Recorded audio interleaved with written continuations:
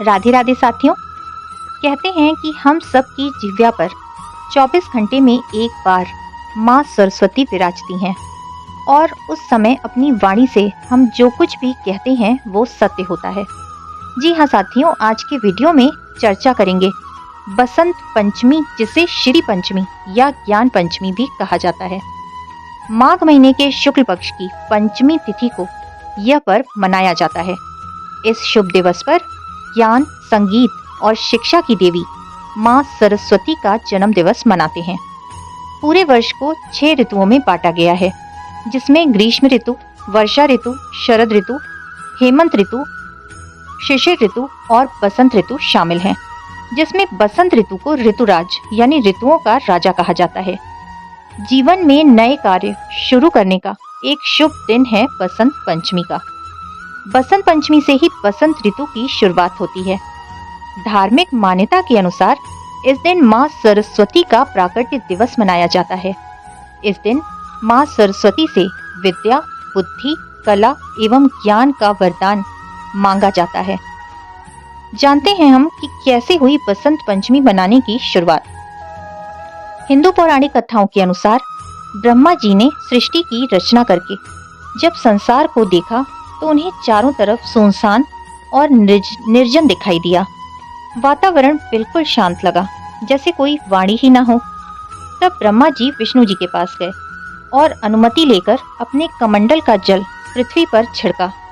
जल छिड़कने से एक देवी प्रकट हुई जो हाथ में वीणा लिए हुई थीं, और तब उन्होंने वीणा बजाना आरंभ कर दिया। तब से उन देवी को वाणी, ज्ञान और संगीत की देवी सरस्वती के नाम से जाना जाता है। उनका एक नाम वीणा वादिनी भी है। आइए जानते हैं कि साल 2025 में कब मनाई जाएगी बसंत पंचमी व क्या है पूजा का शुभ मुहूर्त। पंचमी तिथि की शुरुआत हो रही है 2 फरवरी को सुबह 9:14 पर। वहीं इसका समापन हो रहा है 3 फरवरी को सुबह 6:52 पर।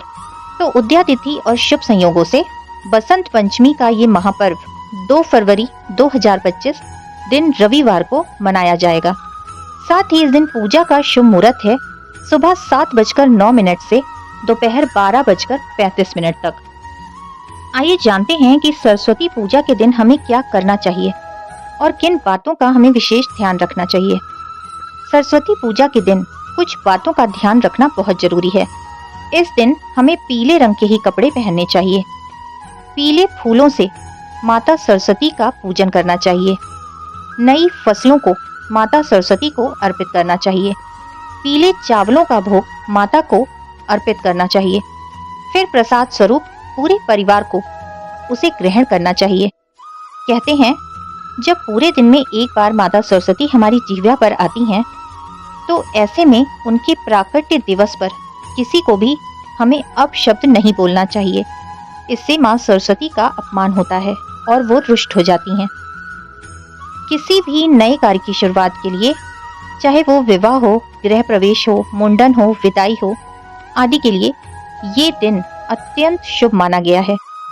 इस दिन गरीब बच्चों में पेन, पेंसिल, कॉपी, कलर्स आदि वितरित करना चाहिए। इससे माता सरस्वती अत्यंत प्रसन्न होती हैं और परिवार को उन्नति, तरक्की और सफलता का आशीर्वाद देती हैं। रोजगार के नए अवसर देती हैं। मुख्यतः विद्यार्थी वर्ग को इस दिन माता सरस्वती की पूजा अर्चना जरूर करना चाहिए। इससे उन्हें जीवन में निश्चित ही सफलता देखने को मिलती है। तो साथियों, यदि आज का वीडियो आपको पसंद आया तो प्लीज ज्यादा से ज्यादा शेयर करिए, लाइक करिए और सब्सक्राइब करिए। फिर से मिलेंगे मेरे चैनल कृष्णा माखन चोर पर। तब तक के लिए राधे राधे।